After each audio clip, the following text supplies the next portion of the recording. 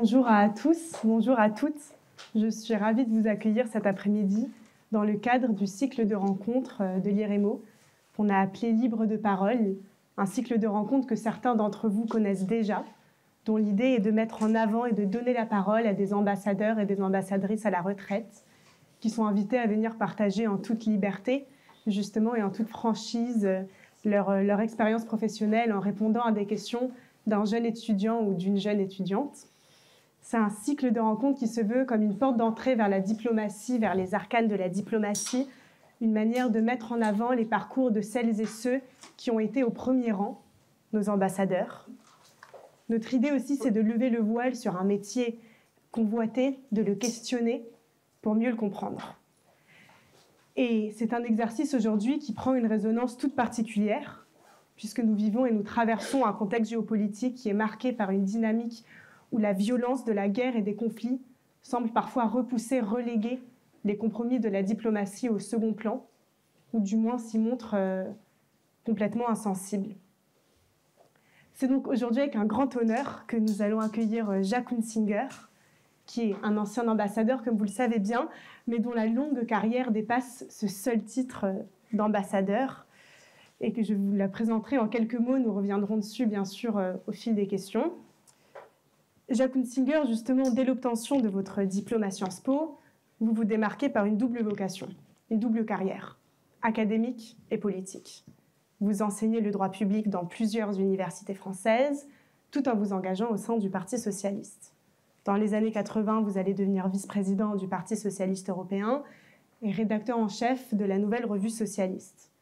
Et j'en profite ici pour mentionner rapidement le fait que vous avez écrit et publié de nombreux ouvrages depuis les années 70, dont en 2019, le tout dernier, Le Globe et la Loi, paru chez les éditions du Cerf, qui représente un traité magistral de géopolitique et de relations internationales. Donc pour revenir sur votre parcours, vous allez être mené vers la scène internationale dans les années 1980. Vous allez être nommé directeur adjoint au sein des Nations Unies pour le désarmement nucléaire. Et puis, vous allez être chargé de mission au sein du ministère des Affaires étrangères. Et c'est en 1991 que vous êtes nommé ambassadeur, le tout premier ambassadeur de France en Estonie, juste après l'indépendance de ce pays. Et en 1996, après un passage comme conseiller diplomatique au secrétariat général de la Défense nationale, vous allez représenter la France en République de Macédoine au moment où éclate la guerre du Kosovo. Et puis enfin, à la veille de la deuxième intifada palestinienne, vous allez représenter la France comme ambassadeur en Israël.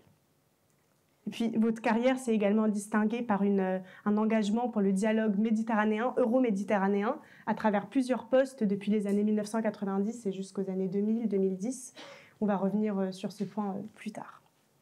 Et donc, Jacques Hunsinger, vous avez connu les terrains balkaniques, yougoslaves, méditerranéens et arabes. Vous avez traversé des crises, accompagné des tournants politiques majeurs, et vous avez été témoin, mais aussi acteur, de moments où l'histoire s'écrivait. Donc bienvenue et merci infiniment d'être parmi nous aujourd'hui. Merci. On peut commencer, je pense, sans plus tarder, sur une particularité qui est la vôtre, que j'ai mentionnée rapidement dans la présentation. À la différence de la majorité du corps diplomatique et des ambassadeurs, vous avez mené une très longue carrière, non pas dans la voie traditionnelle de la diplomatie, mais dans le domaine universitaire. Vous étiez professeur des universités, spécialisé en droit international. Et c'est une singularité qui, je pense, mérite qu'on s'y arrête, notamment pour deux raisons et pour deux questions que je me pose. D'abord, comment un professeur d'université devient-il ambassadeur ? Alors ça, c'est une question qui est typiquement française, puisque dans d'autres pays, et notamment dans le monde anglo-saxon, on ne poserait pas cette question. Dans la mesure où la fluidité entre le monde universitaire, le monde de l'administration, le monde de la politique est très large, voire totale, en Amérique, mais aussi dans d'autres pays anglo-saxons. L'exemple le plus illustre, c'est Kissinger. Kissinger, après 25 ans de carrière universitaire, est devenu conseiller de Nixon. Et, bon, très bien. Et puis est revenu à l'université après. moi, un petit peu, à ma modeste mesure, comme Kissinger. C'est un petit peu ce que j'ai fait. En France, nous avons un corps administratif. La monarchie, puis Napoléon, sont venus bâtir ce corps qui fait qu'aujourd'hui, on parle du corps diplomatique, on parle du corps préfectoral, le corps. Bon, on est dedans ou on est dehors. J'étais pas dedans, moi. J'avais choisi le corps universitaire. Quand j'étais jeune, plutôt choisi de préparer l'agrégation de droit que de préparer l'ENA. Donc, après mon agrégation de droit, j'ai été nommé professeur, et j'ai été professeur de droit international et de relations internationales pendant 25 ans. Et je me suis spécialisé effectivement sur la théorie et l'histoire des relations internationales. Et par ailleurs, à partir de ma thèse de doctorat d'État, qui portait sur l'arme nucléaire et le droit international, je me suis spécialisé sur les questions stratégiques, Est-Ouest, d'armement nucléaire, de désarmement, de dissuasion, et les relations américano-soviétiques. Bon. Et en fait, c'est à partir de ces travaux, de ma thèse et de ma recherche que j'ai poursuivie, que j'ai été, à l'époque, dans les années 70, contacté par le Quai d'Orsay, par le tout nouveau service des affaires stratégiques et du désarmement qui venait de se créer. Et on cherchait à l'époque des gens qui avaient un peu travaillé ces questions-là. On n'était pas très nombreux en France. C'est comme ça que j'ai commencé à travailler comme expert, tout en étant professeur d'université, travailler un petit peu comme expert aux affaires étrangères.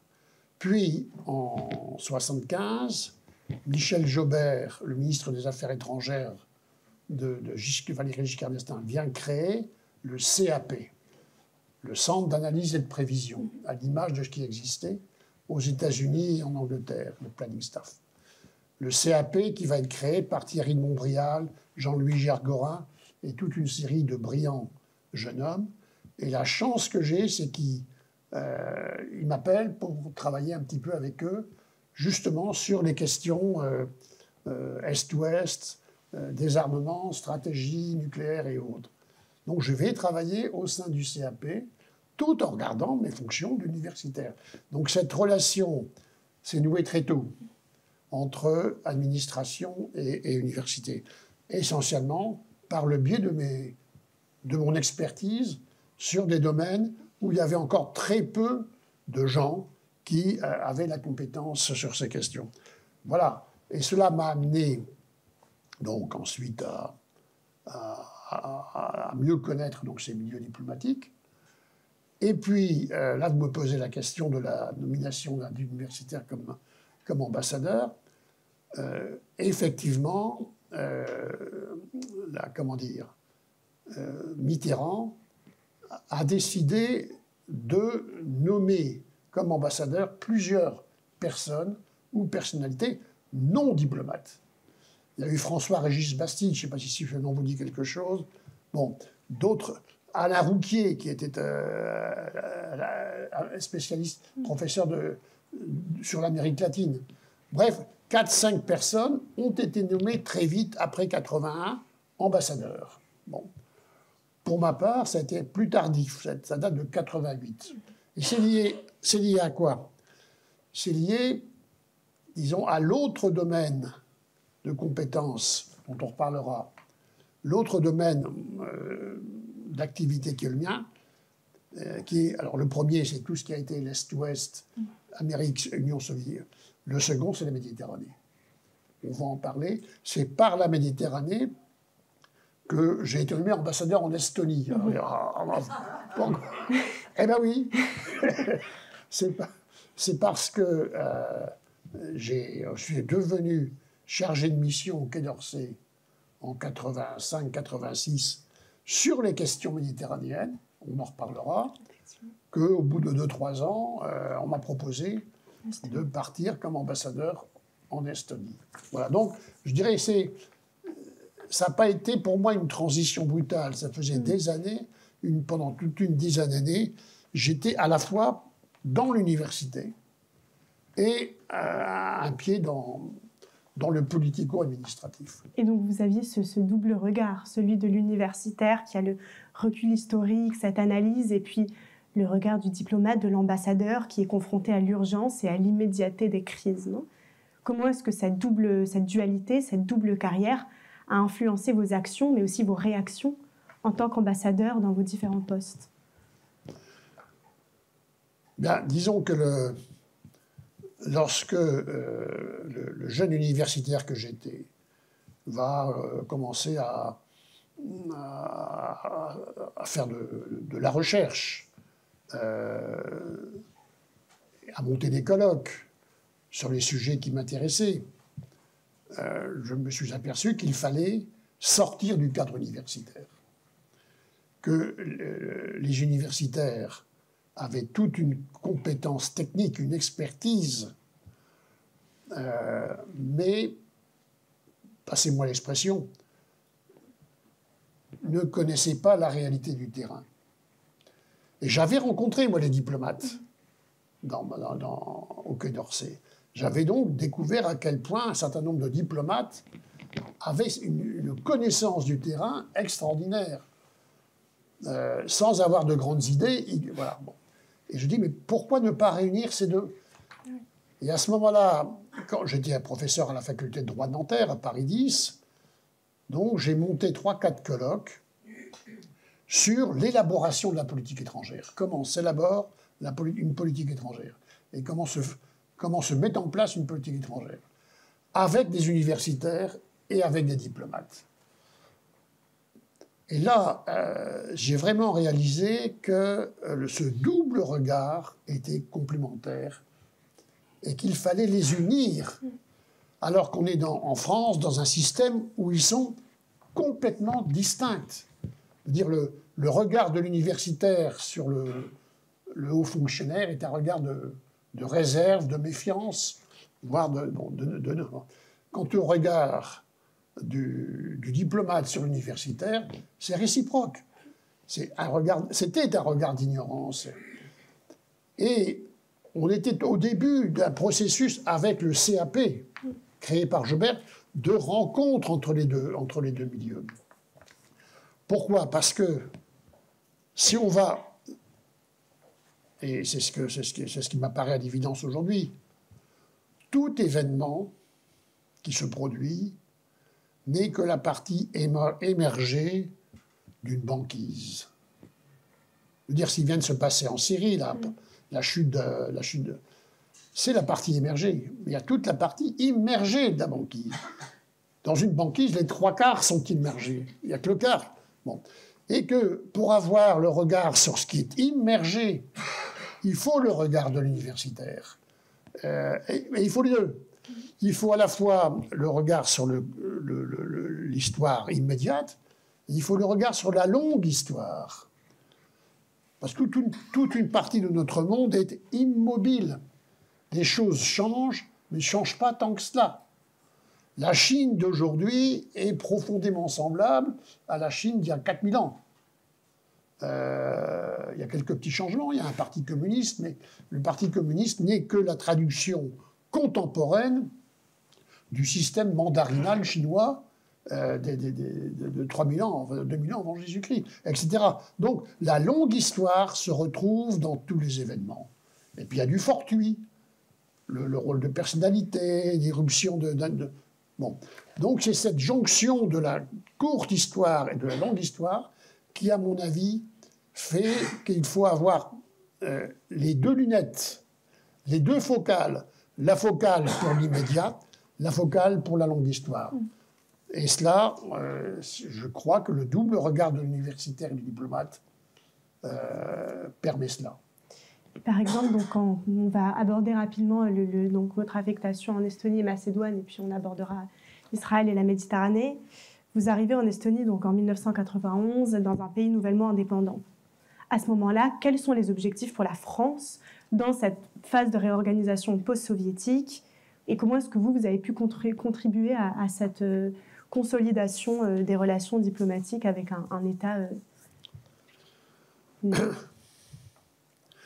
Eh bien, je découvre le monde balte. La France découvre le monde balte. Le monde balte, toute cette zone qu'est la Baltique, est d'une terra incognita pour la France. Parce que c'est une zone de l'Europe où l'histoire de France ne s'est jamais faite, ni par les alliances, ni par les guerres, ni par les intérêts. C'est une zone qui a appartenu toujours au monde russe, au monde germanique et au monde scandinave.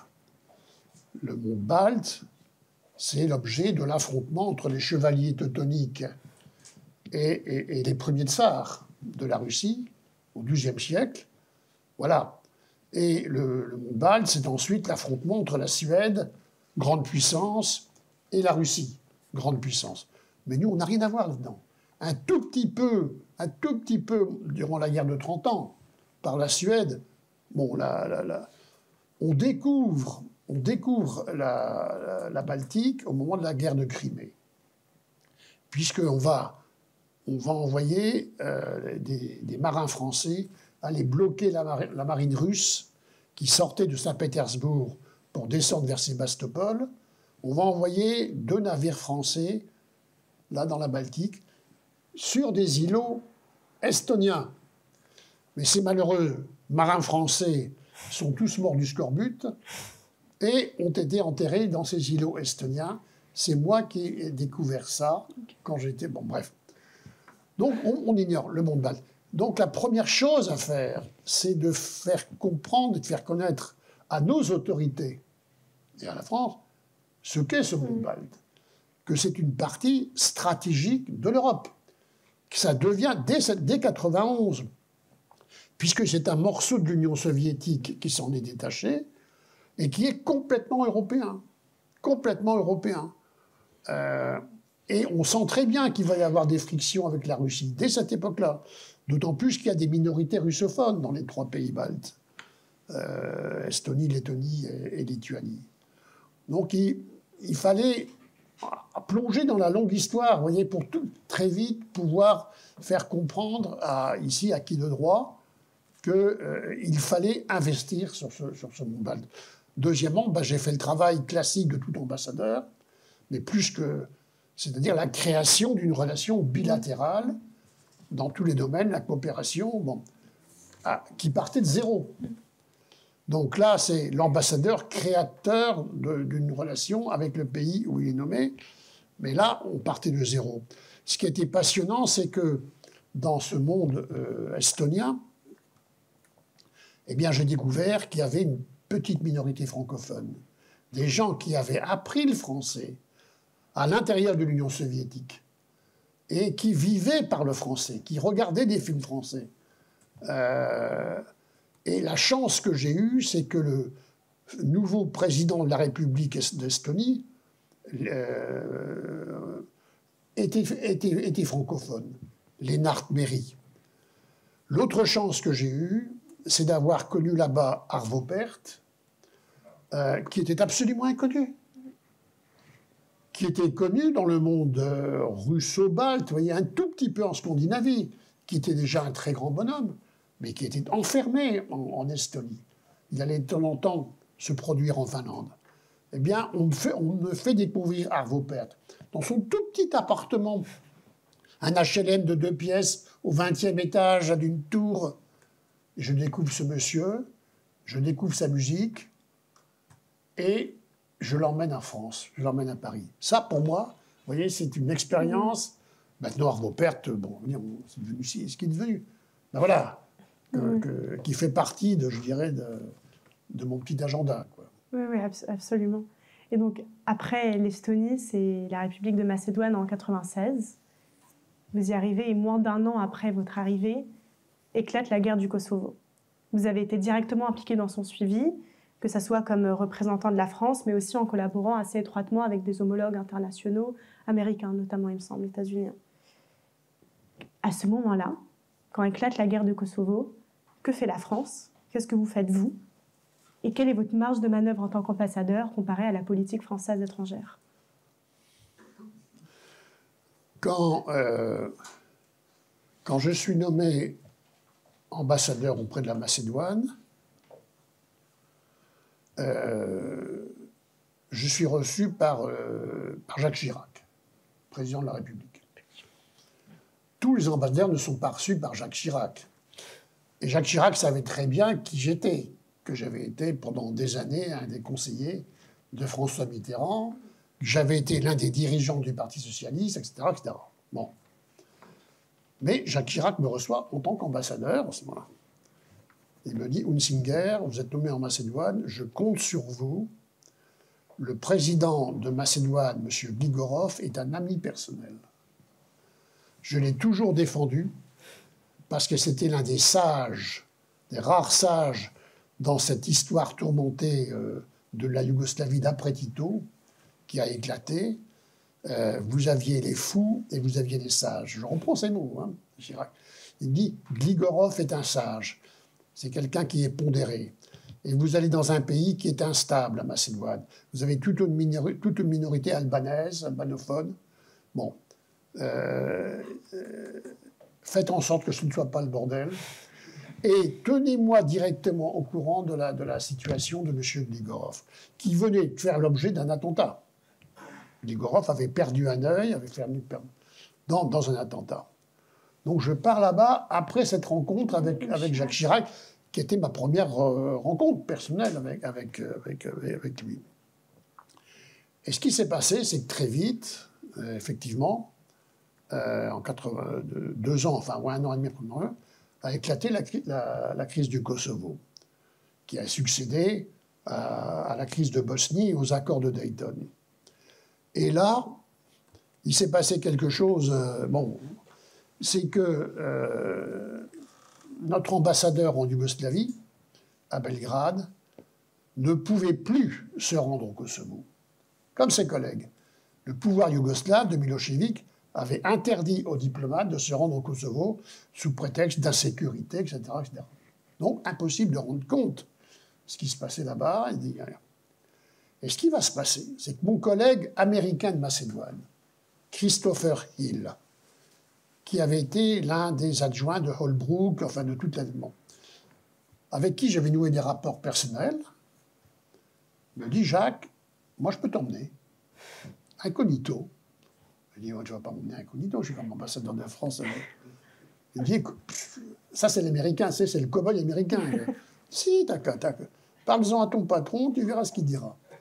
Donc, je fais savoir à Chirac, et à Védrine, on était en termes de cohabitation en ce moment-là, à Chirac, que je peux me rendre au Kosovo dans la voiture de mon collègue américain.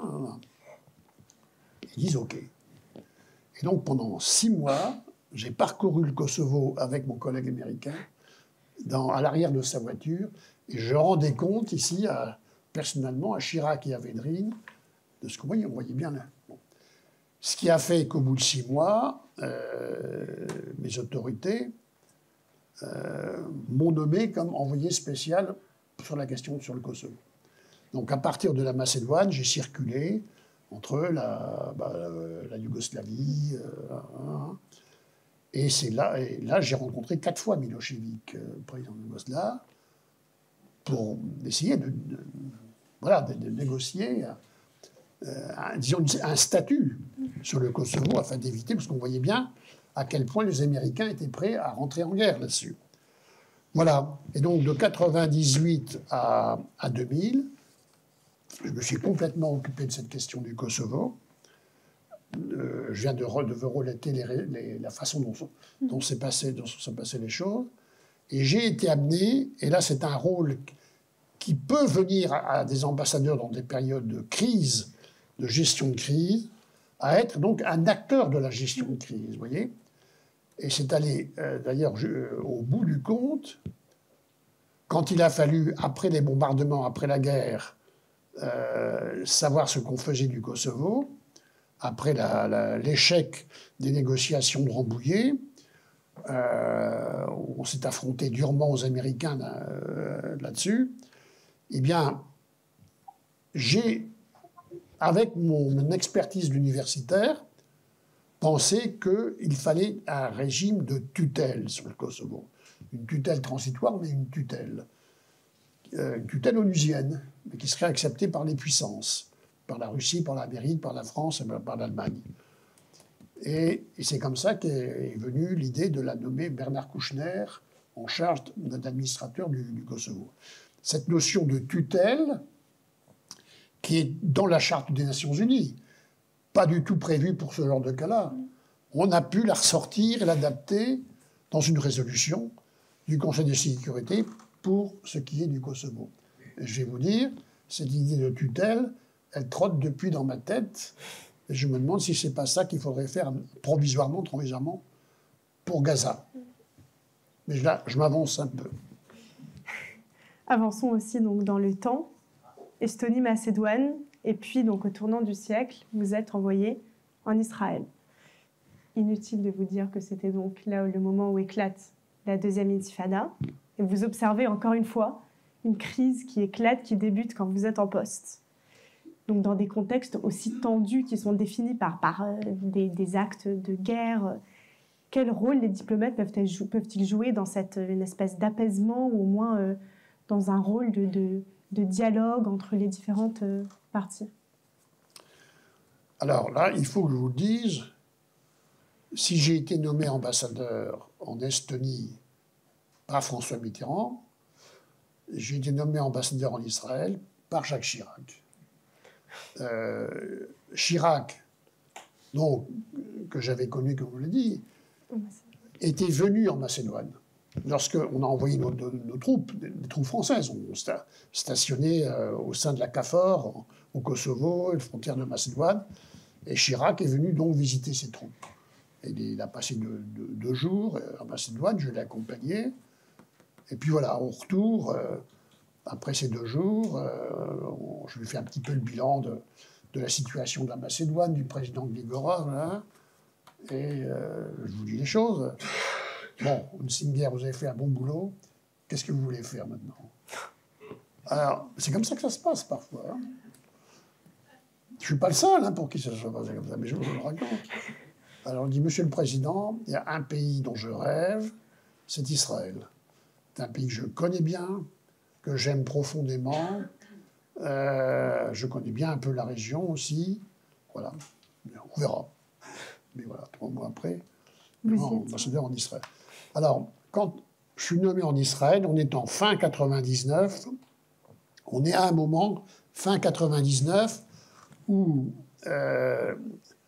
les travaillistes viennent de gagner les élections, de revenir au pouvoir avec Ehud Barak. Mais dans une coalition qui n'est pas aussi stable, solide, qu'on pouvait le penser, puisqu'il ne gagne pas les élections de façon suffisamment large pour que le Parti travailliste ait une majorité par lui-même à la Knesset. Donc la coalition gouvernementale de Barak était hétéroclite. Il y avait les partis religieux, des partis de centre-droit, bon bref. Mais Barak se fait élire sur une politique de négociation de la paix, de l'accord final de paix avec l'autorité palestinienne. Donc, le vent d'optimisme est partout dans toutes les chancelleries.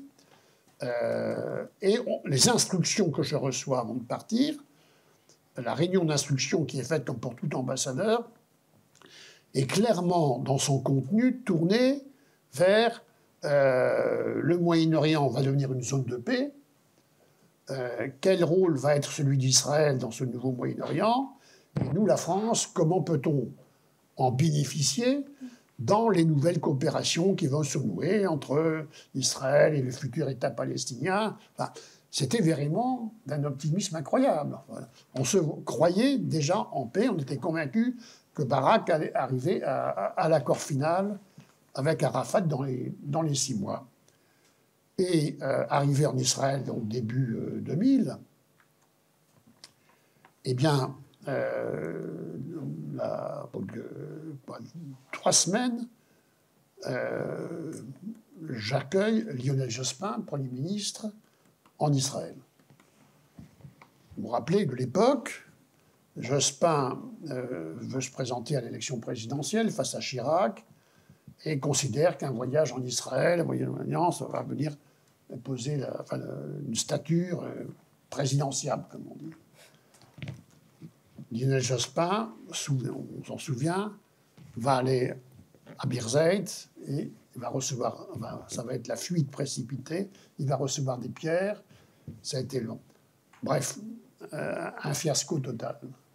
Et là, bon, non seulement un fiasco du voyage, mais je sens que, je veux dire, le climat n'est pas du tout à l'accord de paix dans la société palestinienne. La société palestinienne est en train de regarder ce qui se passe de l'autre côté, à la frontière libanaise, où le Hamas est en train, j'allais dire, de foutre la pâtée au supplétif de l'armée israélienne, à la LS, à l'armée de libération, et où les Israéliens vont être obligés finalement de se replier du Sud-Liban. Et les Palestiniens regardent ce qui se passe, là, disent, mais là, regardez, ils utilisent la force, ils sont en train de défaire Israël. Pour la première fois, une armée arabe est en train de battre Israël. Ça, on est au printemps 2000. C'est le moment où s'ouvre le nouveau cycle de négociation entre Israël et les Palestines. Donc on est dans un paradoxe total, dans un clivage total entre la reprise d'un processus de négociation qui va supposer des compromis de part et d'autre, et la réalité du terrain, en Palestine. Et là, dans mes télégrammes, je rends compte de ça. Je dis, mais vous savez, ça ne va pas se passer comme ça. Eh bien, ça ne s'est pas passé comme ça. L'intifada il va y avoir les négociations, l'échec de Camp David, la reprise des négociations l'été 2000 et l'éclatement de l'intifada en octobre 2000 avec... bon, là, donc, le rôle d'un ambassadeur, il est d'essayer de déceler ce qui va bouger. Il est de déceler ce qu'il y a en dessous de la partie émergée de la banquise, quoi. Et de dire attention, il va se passer ceci, ou attention, ça ne va pas se passer comme ça. Donc d'être un avertisseur, hein, d'être un avertisseur dans ces régions-là. Je veux dire, si vous êtes ambassadeur au Luxembourg, bon, il y a une chance sur 10 000 pour qu'il y ait un coup d'État contre le Grand-Duc. Mais si vous êtes en Israël, à Beyrouth, à Caracas, bon, voilà. Et donc, c'est... voilà. Donc, l'intifada éclate. Et là, quel va être mon rôle? Il va être d'abord de suivre de près, avec le consul général de Jérusalem, ce qui se passe sur le terrain, et de gérer avec le consul général de Jérusalem certains éléments dans lesquels la France peut intervenir. Le principal dossier, c'est évidemment Arafat. Arafat parce que quand Arafat va être encerclé dans sa Moukata par Sharon, là, on peut craindre pour sa vie. Bon. Quand éclate le 11 septembre 2001 et que immédiatement les dirigeants israéliens viennent faire l'amalgame entre Ben Laden et Arafat, là, il faut réagir. Donc, ce qui s'est passé, c'est qu'au lendemain de cette déclaration selon laquelle Arafat, Ben Laden, c'est la même chose, il faut l'un, je fais une déclaration en disant Arafat n'est pas Ben Laden, c'est pas la même chose. Le terrorisme international est une chose, Arafat, tout critiquable qu'il soit, est le président de l'autorité palestinienne. Qu'est-ce qui se passe? C'est une crise. Je suis convoqué et menacé d'expulsion.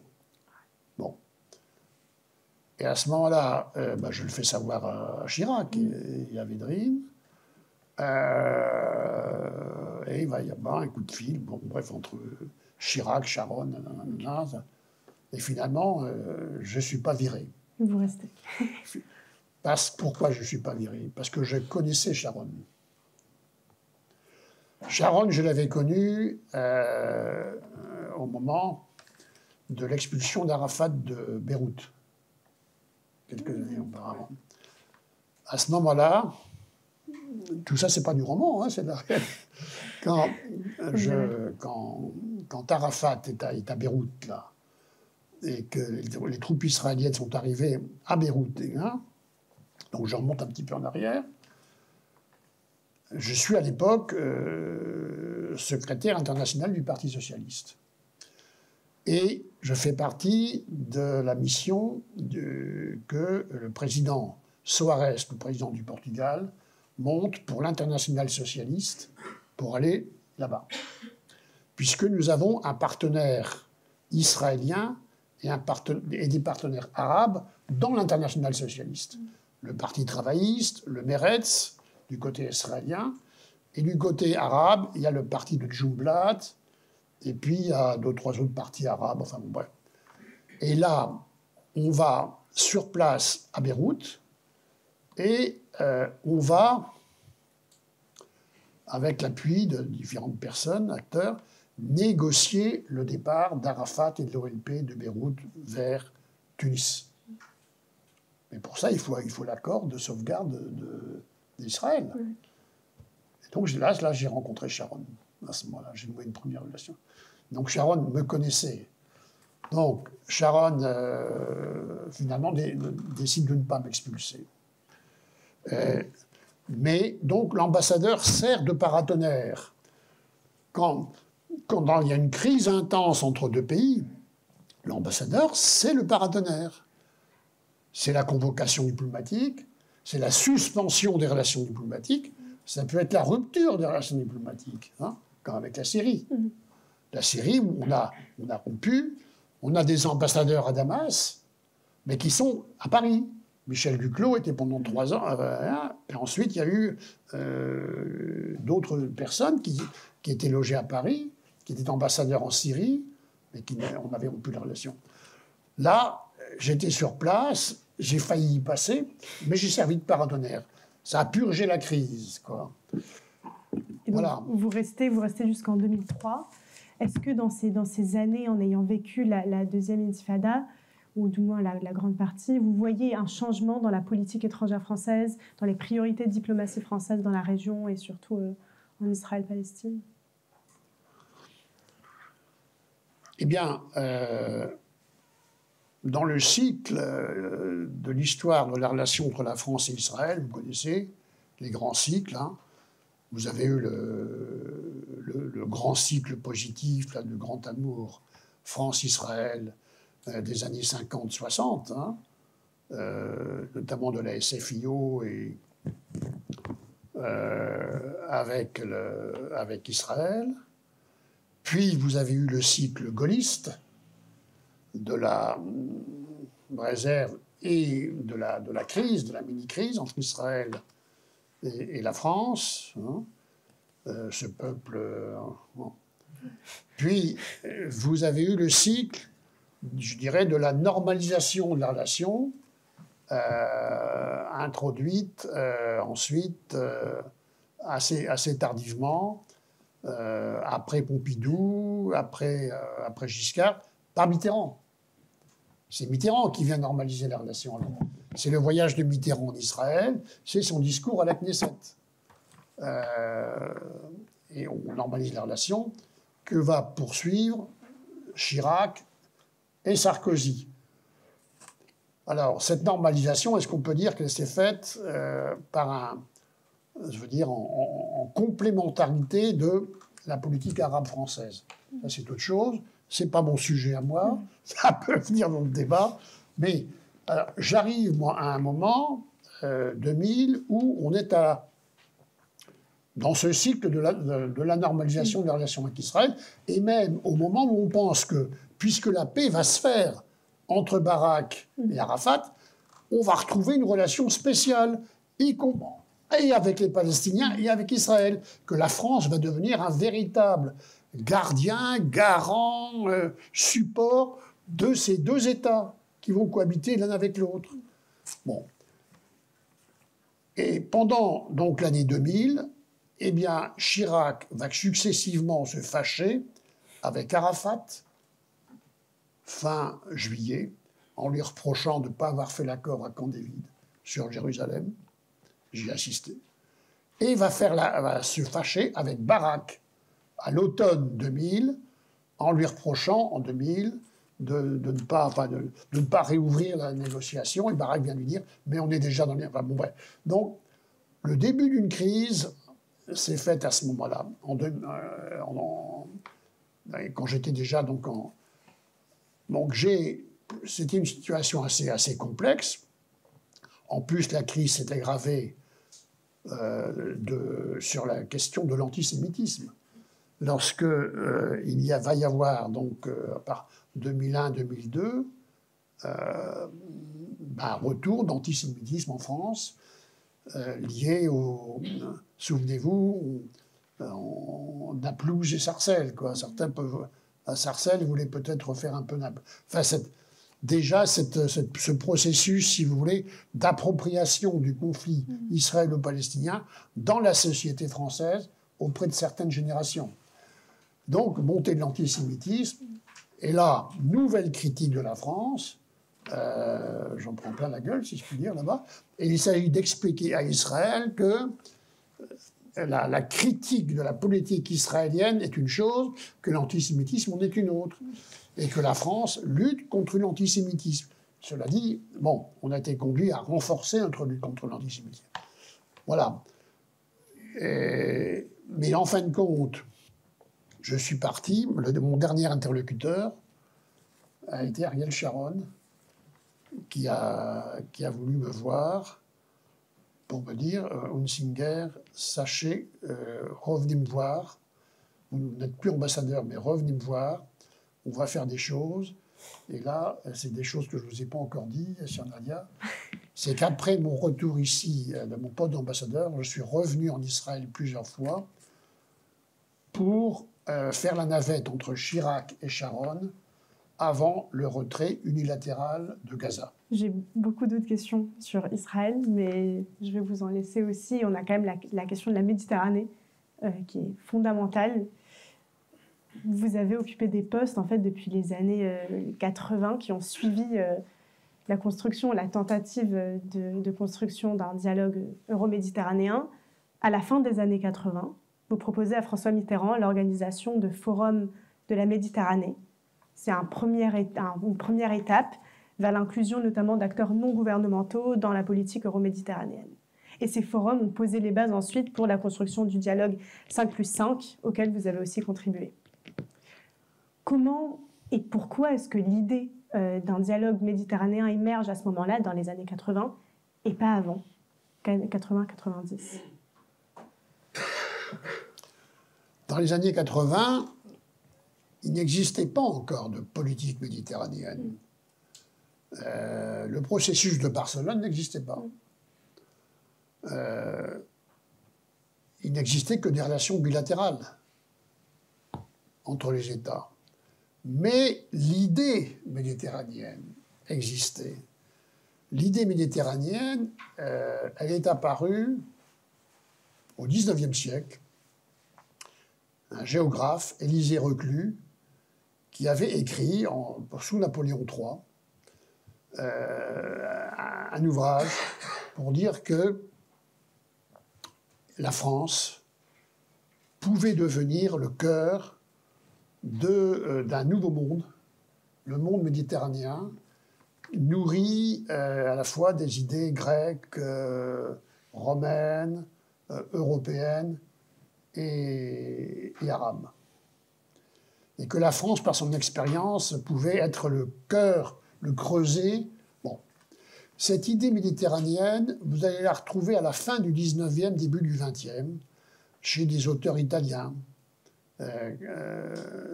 Puis ensuite, beaucoup plus tard, chez Camus. chez Valéry. Et des premiers colloques sur la Méditerranée vont être des colloques littéraires, philosophiques. Puis vous allez avoir, dans le domaine scientifique, des expériences, le plan solaire méditerranéen, la création à Sophia Antipolis. Donc, je veux dire, cette idée d'une Méditerranée fondée sur des éléments communs aux pays riverains existe depuis le XIXe siècle. Elle s'inspire vaguement de la Pax Romana, enfin de la Mare Nostrum romaine, et elle est remise au goût du jour par un certain nombre de personnalités, d'écrivains, de philosophes et de scientifiques, fin 19e, début 20e. Mais sur le plan politico-administratif, il n'existait rien. Bon. C'est la seule région du monde où il n'y a pas d'organisation régionale. Mais la question est de savoir si c'est une région ou pas. Ça, c'est la vraie question. Alors pourquoi ça m'intéresse dans les années 80 ? Dans les années 80, là je suis obligé de revenir à mon expérience personnelle. J'ai été de la dernière génération à faire la guerre d'Algérie. Et cette expérience de la guerre d'Algérie m'a marqué. Puis, quelques années après, je suis parti en Israël, dans un kibbutz. Puis, quelques années encore après, j'ai fait tout un temps de coopération au Liban et en Syrie. Donc, toutes ces expériences-là, Algérie, Israël, Liban, Syrie, plus la lecture de Braudel, plus la lecture de Fernand Braudel.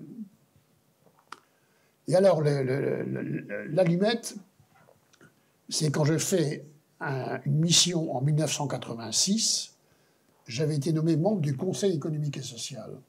J'ai fait une mission en tant que membre du Conseil économique et social au Maroc sur les relations commerciales entre le Maroc et l'Union européenne.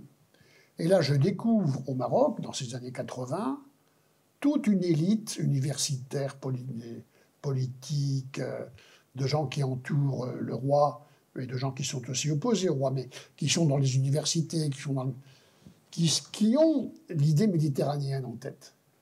Qui me disent, mais pourquoi on ne crée pas quelque chose entre nos deux rives, enfin, on ne crée pas une sorte de marché commun, on se complète, on est voisins, on a beaucoup de choses à faire ensemble, vous à éviter que le Maghreb devienne une zone de chaos, et nous à pouvoir vendre nos produits, nos tomates, etc., chez vous.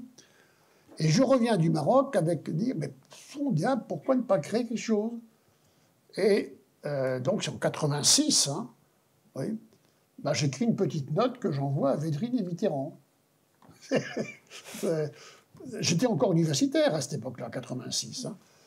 C'est un projet de création d'un forum méditerranéen. Et voilà, c'est par de là. Ensuite arrive 88, réélection de Mitterrand. Roland Dumas, nommé ministre des Affaires étrangères.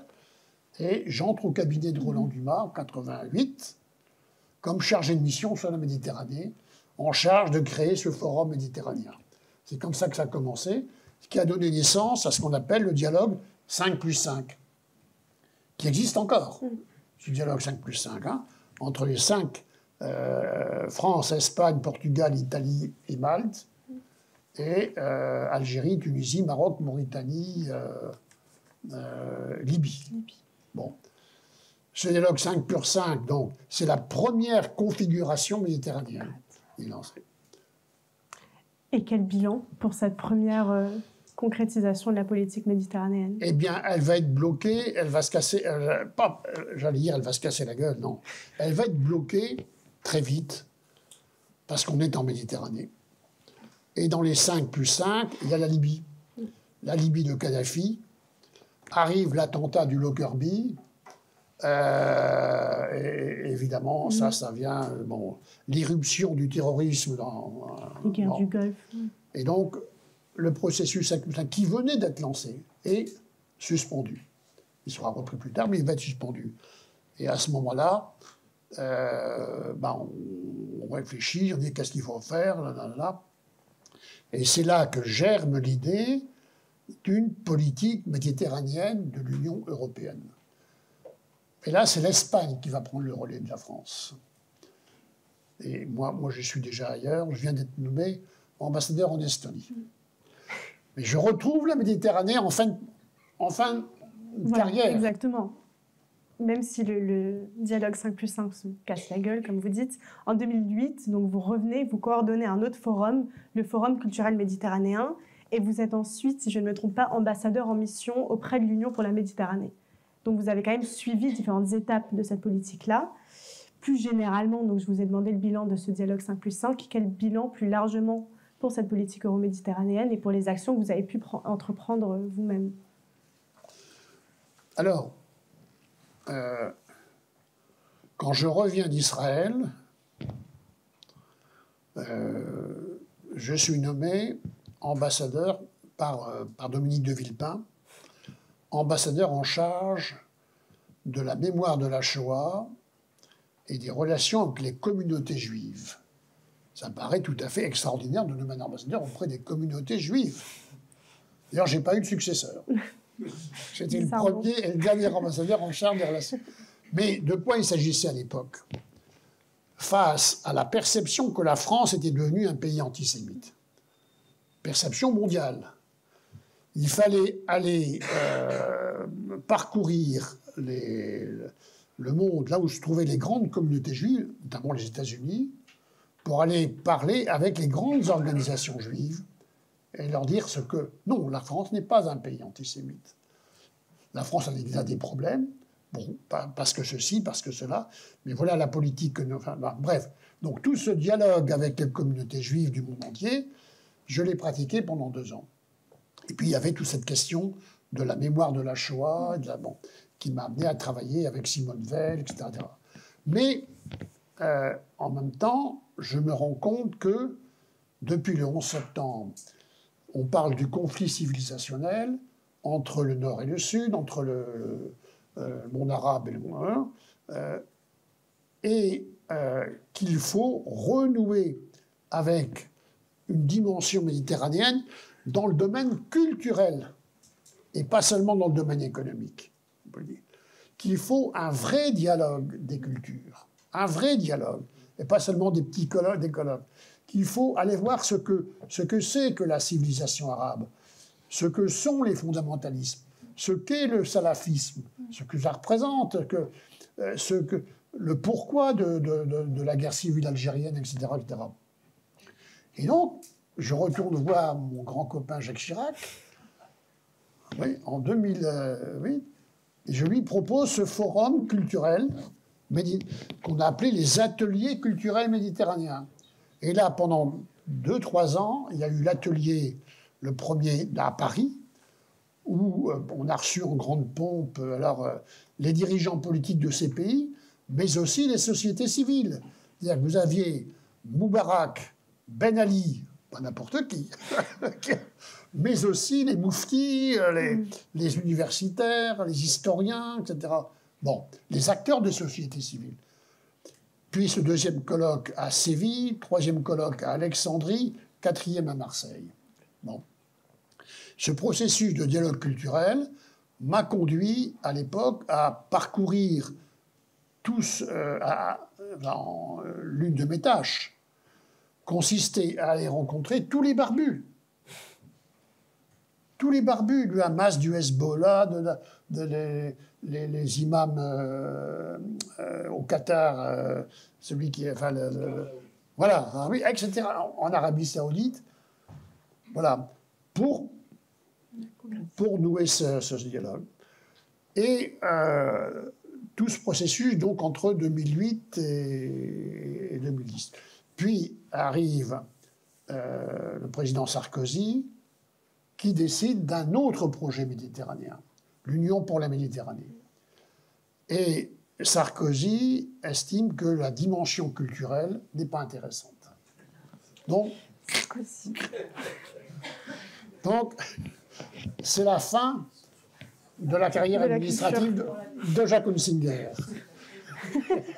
C'est la fin de la carrière administrative de Jacques Hunsinger en 2010. Sacré Sarko. Donc, j'ai une question plus large d'ouverture, parce que j'ai quand même envie de laisser un temps pour le débat. Je pense que c'est fondamental, qui s'applique au contexte méditerranéen, mais aussi au contexte mondial. On est dans un moment où les alliances semblent être de plus en plus fluctuantes. On a des défis qui se multiplient, se démultiplient, qui vont redéfinir la diplomatie mondiale. Avec votre expérience et avec vos doubles, triples regards que vous avez, quels ajustements est-ce que vous recommanderiez pour adapter la diplomatie française et européenne pour qu'elle maintienne son rang, mais surtout pour qu'elle soit efficace? Il faut rester modeste. Hein.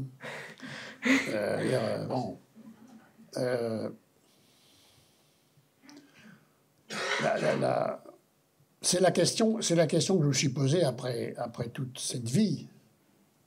Et voilà, que la France, demain, quel peut être son rôle, quelle peut être son action. Mais pour répondre à cette question, il faut d'abord pouvoir lire le monde. Il faut lire le monde avant de savoir ce que la France doit y faire. Il ne s'agit pas d'abandonner le volontarisme, mais il s'agit de comprendre le monde. Donc, on dit, mais voilà, effectivement, ça a été l'objet de mon dernier livre, Le Globe et la loi. Donc la réponse à votre question, elle est dans... Qu'est-ce que je pense? Je pense qu'il faut de bonnes lunettes. Je pense qu'il faut de bonnes focales. Il faut des lunettes qui permettent de lire de près et de loin. À double focale, donc. Il faut à la fois pouvoir lire de près et de loin.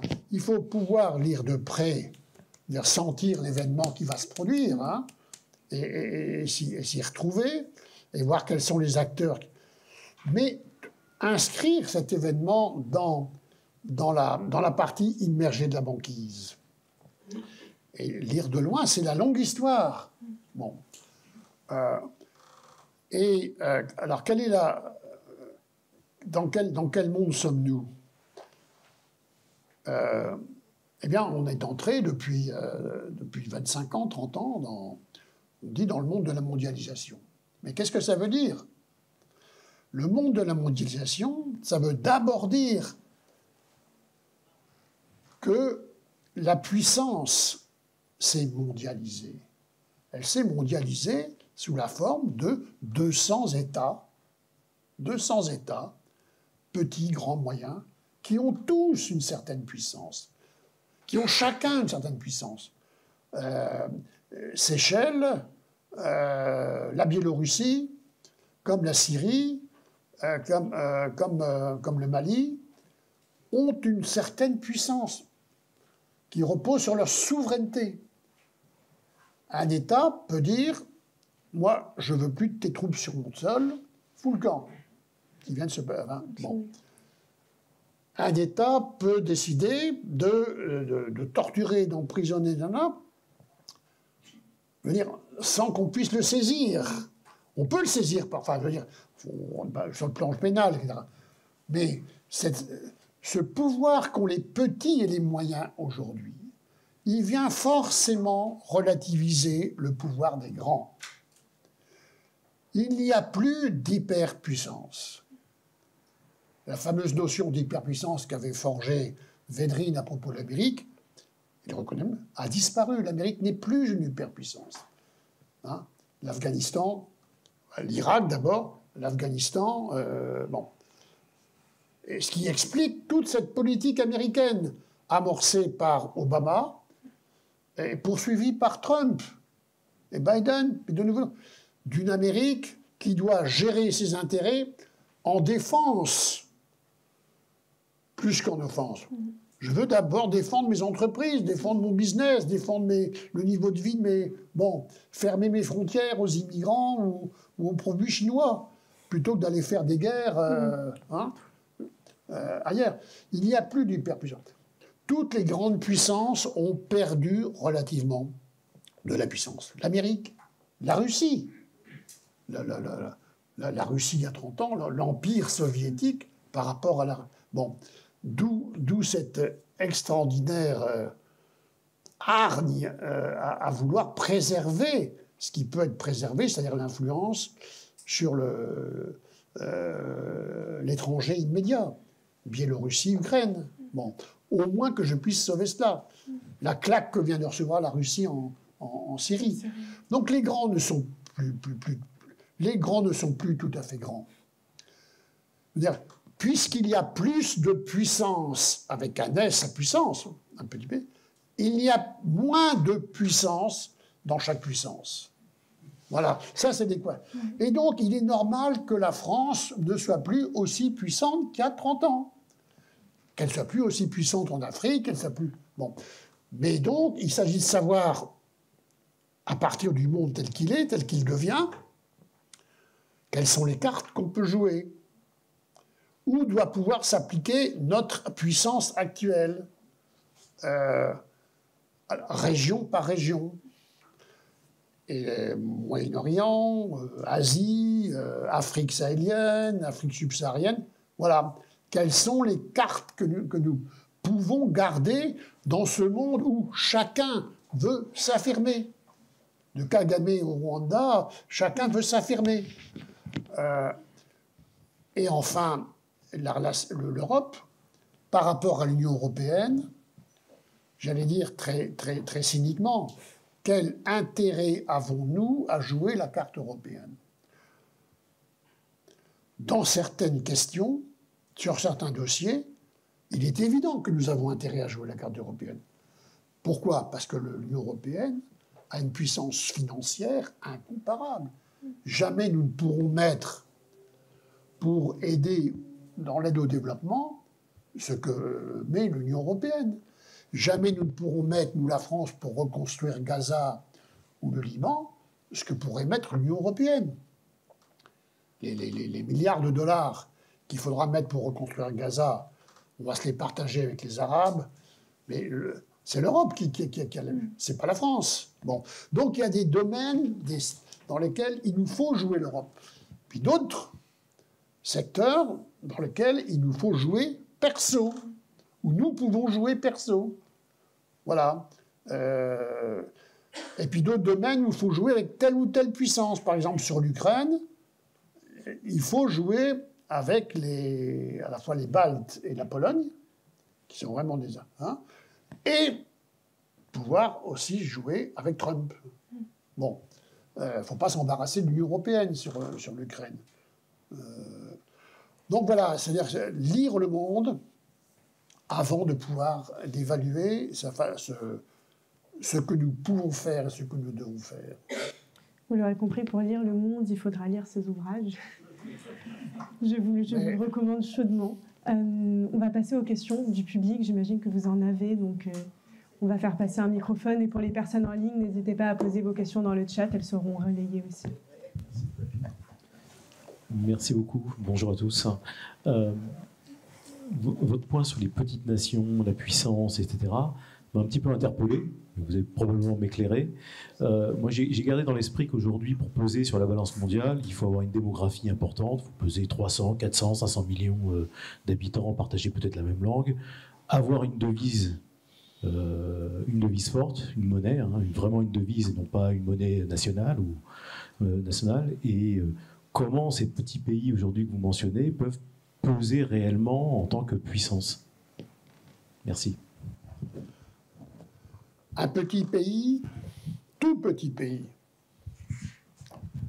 dispose de plusieurs attributs. Son premier attribut, c'est sa souveraineté. Le principe de souveraineté, contrairement à ce qu'on pourrait penser, est très largement respecté. C'est quand il n'est pas respecté qu'on le remarque. L'Irak, l'Ukraine, bon. Mais ce principe de la souveraineté, ce principe westphalien, est très largement respecté. C'est-à-dire que l'État, l'intégrité de son territoire, l'intégrité de ses frontières, son droit à se gérer, le droit à décider par lui-même de son destin, chaque État là. Il en fait ce qu'il en veut. Il peut se vendre, il peut se prostituer. Vous avez des petits États qui ont décidé de vendre toute leur production à des grandes sociétés multinationales pour en tirer... Bon, je parlais des Seychelles tout à l'heure, elles ont fait cela. Ce qu'on appelle les micro-États, certains micro-États, pour vivre, se sont prostitués. Mais c'est leur décision. Ils pourraient très bien prendre... Il y a d'ailleurs débat dans ces petits États sur la façon... Donc la souveraineté. Le deuxième attribut, c'est le siège aux Nations Unies, le siège à l'ONU. Et oui, le siège à l'Assemblée générale des Nations Unies, qui fait que tout État, non seulement va pouvoir s'exprimer, mais va voter, va participer au vote. Et que la recherche du vote de cet État par les puissances est absolument essentielle. Le boulot de tout diplomate à New York, de tout diplomate français, américain, russe, chinois, c'est d'aller démarcher le représentant de Trinidad et Tobago pour avoir sa voix sur telle ou telle résolution. Bon, il faudra bien parler avec lui, négocier avec lui. Donc, c'est du Parlement. Le parlementarisme onusien est un élément extrêmement important qui fait partie de la diplomatie multilatérale. Et ce petit État peut se retrouver, ou la puissance moyenne, peut se retrouver un jour membre du Conseil de sécurité, membre non permanent du Conseil de sécurité, pendant 2 ans.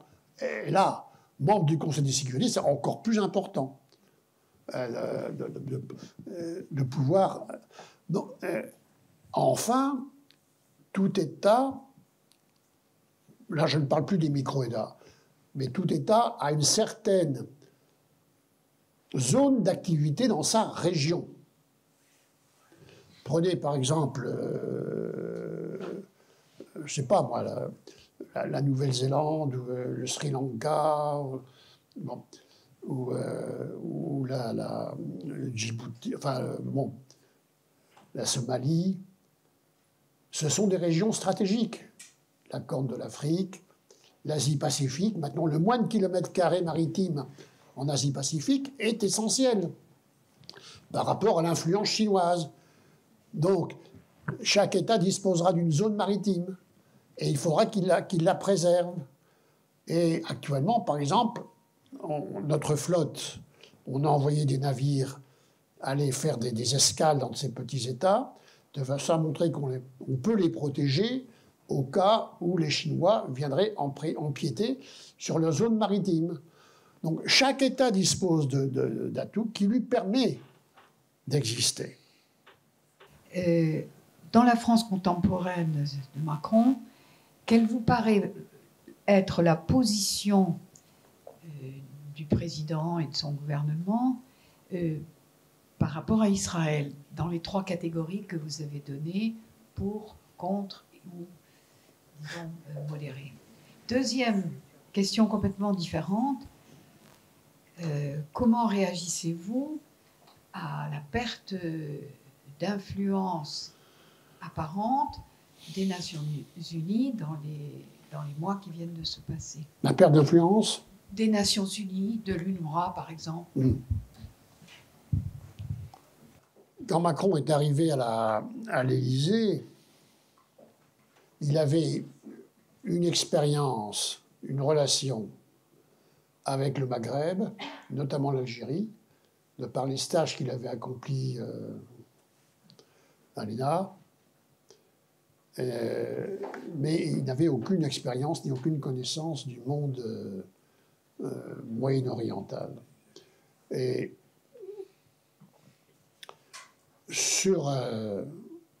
je dirais que sur Israël, et à mon avis aussi sur le monde arabe, il a été dans le tâtonnement. Il a été dans le tâtonnement. Alors, et d'ailleurs, il est toujours dans le tâtonnement. Je suis désolé de dire cela. c'est mon président et on travaille avec lui, on continue de travailler avec lui. Mais regardez par exemple ce qui s'est passé depuis Jean-Paul pourra en parler mieux que moi, depuis le 7 octobre, je veux dire, entre les premières réactions, premières expressions sur la proposition d'une coalition anti-Hamas, là, voilà, bon, jusqu'à le voyage qui vient enfin, les dernières déclarations, enfin, les dernières périodes qui sont ceux d'une fâcherie publique avec Netanyahou. On est actuellement dans une fâcherie avec Netanyahou. Bon. Doublée d'une initiative exprimée lors de son voyage en Arabie Saoudite, dont on verra ce qu'elle donnera, d'une conférence donc franco-saoudienne, c'est bien ça Jean-Paul, sur la question palestinienne, entre autres. Voilà. Donc, rien qu'en l'espace d'un an. Donc, c'est le terme de tâtonnement que j'emploierai. Ce terme de tâtonnement, je dirais que, pour ma part, je ne viens pas l'excuser, mais je l'éclaire par le fait qu'il y a une certaine complexité dans la situation où vous devez tout à la fois concilier l'amitié avec Israël, qui a été rétablie par Mitterrand, bon, et qu'on continue d'affirmer officiellement. Les coopérations nouées avec Israël, on continue d'avoir des coopérations très importantes. Je peux en témoigner, moi, bon, dans des domaines stratégiques.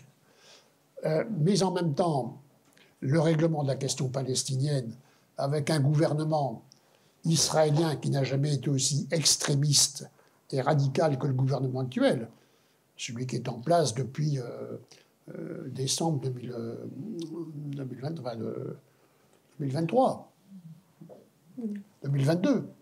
Donc, un gouvernement absolument exécrable, et puis une irruption d'une crise, la crise de Gaza, dans laquelle un acteur, le Hamas, est toujours officiellement considéré comme organisation terroriste par l'Union européenne. Le Hamas n'est pas reconnu comme un interlocuteur, à la différence de l'autorité. Donc on est dans une situation où tout décideur politique, aujourd'hui, doit réfléchir à la nouvelle donne, doit réfléchir à une nouvelle donne pour sortir de ce piège, hein, dans lequel on s'est mis. Pas nous seulement. Alors, l'autre question portait sur le... Sur les Nations Unies, donc... Alors, effectivement, la crise. Il y a crise du fait de la politique israélienne. Du fait de la politique israélienne. Je veux dire... mais cette délégitimation de l'UNRWA, c'est une vieille affaire. Hein. Moi, je l'ai vécu quand j'étais ambassadeur donc, dans la seconde intifada. Il y a eu toute une entreprise de délégitimation de l'UNRWA à l'époque à Gaza, contre laquelle on a dû se battre pour permettre aux gens de l'UNRWA de pouvoir accomplir leur travail. Donc, elle n'est pas nouvelle. Là, évidemment, elle a atteint un stade nouveau du fait de l'empêchement de son activité actuellement à Gaza. Mais je veux dire, que va-t-il se passer demain? Quelle va être l'attitude américaine à l'égard de l'UNRWA?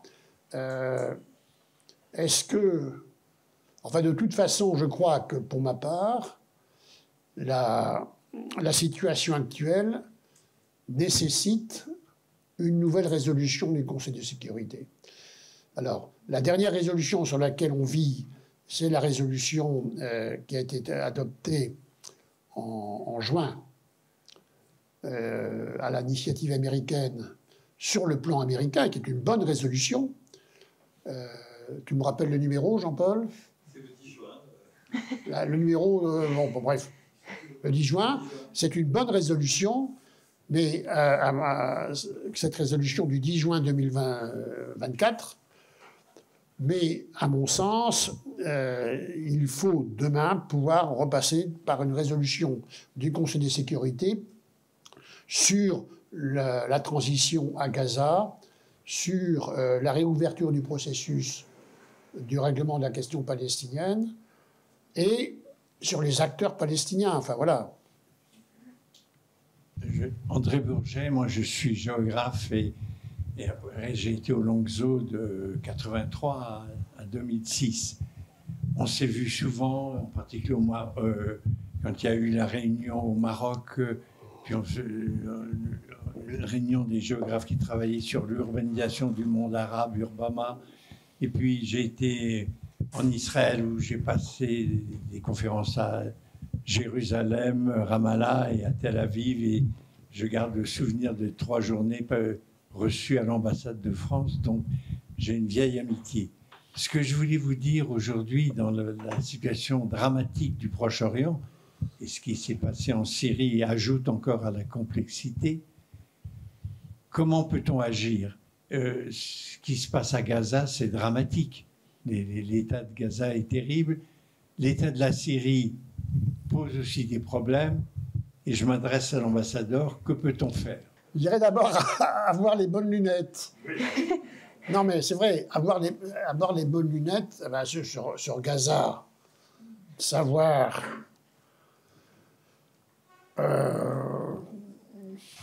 de quelle façon, comment, par quelle modalité rétablir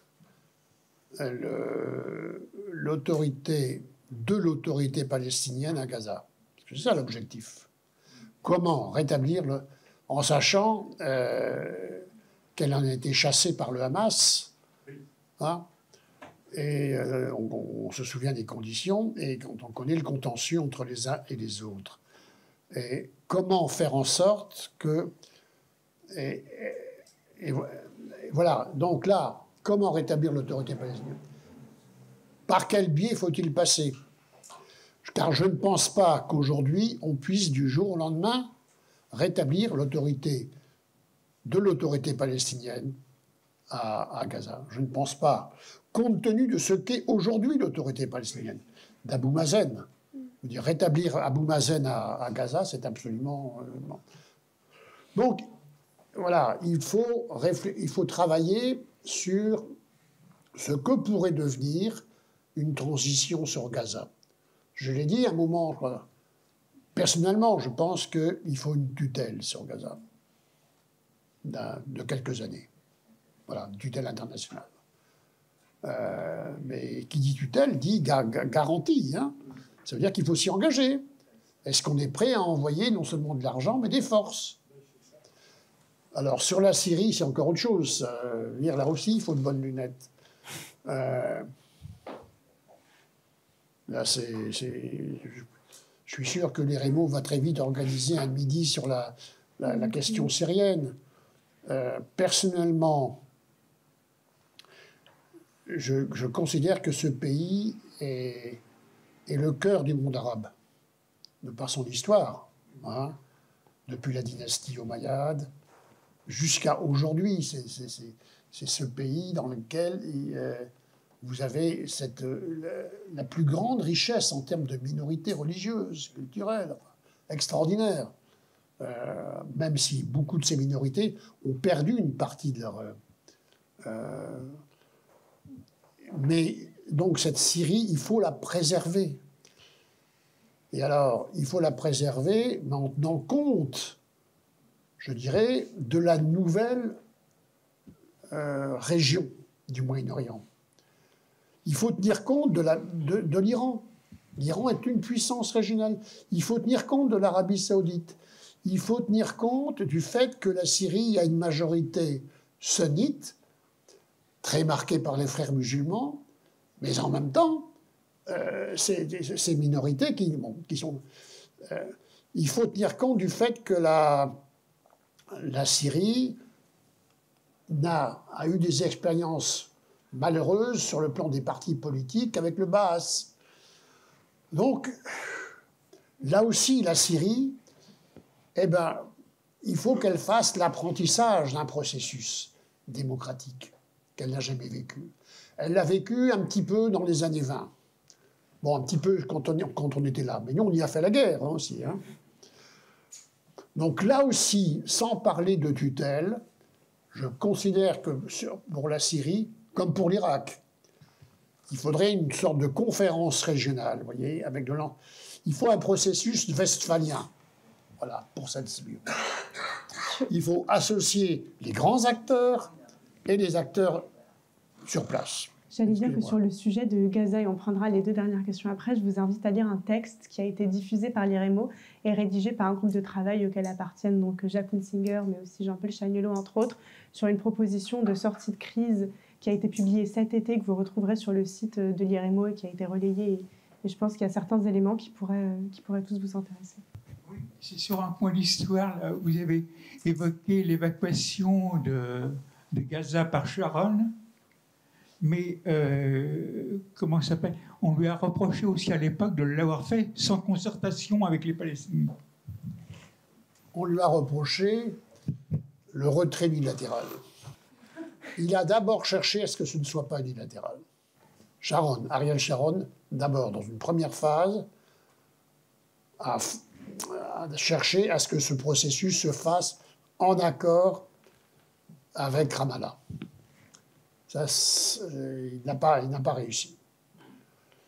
Et il a décidé de passer outre et de faire le retrait unilatéral qu'il a fait, donc en 2005. Et il l'a fait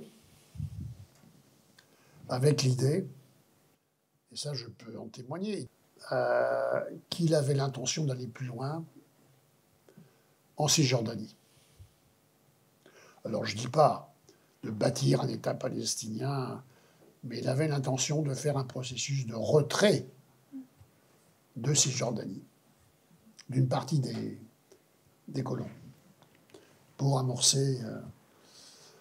Mais le drame, c'est une fois encore abattu sur la région. Il y a eu l'assassinat de Rabin, et ben, il y a eu l'attaque d'apoplexie de Sharon qui a fait... Je rappelle, alors là c'est public, on peut en parler, qu'à l'époque, Sharon avait quitté le Likoud parce qu'il s'était fâché à mort avec Netanyahou. Hein, avait créé son parti Kadima, avait gagné les élections avec Tzipi Livni et Ehud Olmert et les autres. Et dans le programme de Kadima, ça là c'est public, il y avait le processus de retrait de Cisjordanie. Donc s'il n'y avait pas eu l'attaque d'apoplexie, Sharon engageait le processus de retrait de Cisjordanie. On va prendre une dernière question, monsieur, dans la salle. Oui, merci beaucoup pour cet aperçu éblouissant sur l'histoire longue et sur l'histoire brève. Ma question se rapporte aux deux et ressortit à la politique française. Vous avez évoqué l'optimisme des années 2000. Moi, je fais référence à l'accord d'association Union européenne-Israël qui a été préparé en 1995 et ratifié, je crois, dans les années 2000 et qui fait d'Israël un pays tiers, enfin un pays quasiment européen. L'enthousiasme s'est refroidi. Actuellement, il sert en gros, je vais un peu vite, à armer Israël et à l'équiper dans ses attaques dramatiques et dans ses massacres épouvantables qui ont été rappelés déjà. Ma question c'est pourquoi la France ne milite-t-elle pas pour la suspension de cet accord comme d'autres pays, comme l'Irlande, comme l'Espagne? Nous avons vu, je fais partie de l'association France-Palestine Solidarité, nous avons vu les conseillers diplomatiques à Bruxelles, de la France, nous avons vu des conseillers diplomatiques, une conseillère à Paris, et apparemment le mantra, c'est de garder l'unité européenne. Ma question c'est, effectivement on voit bien que la France choisit l'unité européenne, mais est-ce que c'est pas risquer de perdre, je vais employer un grand mot, son âme, que de préférer l'unité à ce qui est la justice et au respect des droits humains qui sont précisés dans l'article 2 de cet accord. Donc voilà, ma question est sur la France et quand enfin la France va-t-elle choisir la voie, j'ose dire, de la morale, même si morale et politique ne font pas toujours bon ménage. Merci beaucoup, monsieur l'ambassadeur. Je ne suis pas sûr d'être l'exact destinataire de votre question. Je peux très bien transmettre. Mais... Non, je ferai deux éléments de réponse. Le premier, Prenez le dossier de la reconnaissance de l'État palestinien, reconnu par certains pays membres de l'Union européenne. Hein. L'Irlande, vous connaissez, bon. Pourquoi nous ne reconnaîtrions pas l'État palestinien? La réponse est la même, parce que l'homogénéité de l'Union, puis c'est pas le moment, il faut conditionner ça. C'est un débat. Sachez-le, nous travaillons sur cette question. Voilà. Nous travaillons sur cette question. Le groupe qu'on a formé, là, qui travaille sur Gaza depuis 1 an, nous travaillons sur cette question de la reconnaissance de l'État palestinien par la France. Sur la suspension de l'accord avec l'Union européenne, c'est un autre débat qui est assez complexe parce que il faut savoir que toute une série d'ONG travaillent en Israël et en Palestine sur des fonds communautaires actuellement et nous permettent d'avoir des éléments d'information sur ce qui se passe à ce moment, et qu'une suspension de l'accord d'association pourrait les affecter.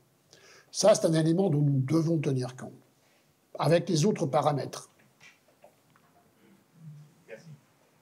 Merci à tous, merci à vous, Monsieur Hunsinger, merci au public, à vos questions. Je suis ravie qu'on fasse entendre des voix universitaires et diplomatiques à l'IREMO. Et ça clôture donc notre année 2024 de rencontres. On vous retrouve dès janvier pour des rencontres évidemment sur la Syrie, sur Gaza, sur le Liban et nos formations continuent. Merci à tous et bonne journée.